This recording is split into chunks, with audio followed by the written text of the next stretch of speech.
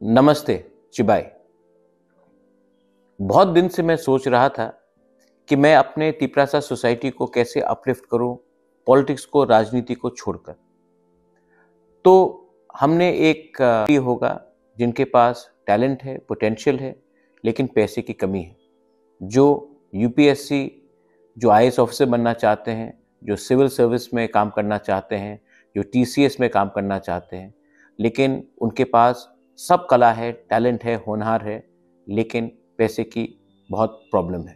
अपने यूथ को सपोर्ट करो। ये मेरा मानना है कि सोसाइटी में सिर्फ राजनीति से उन्नति नहीं हो सकता।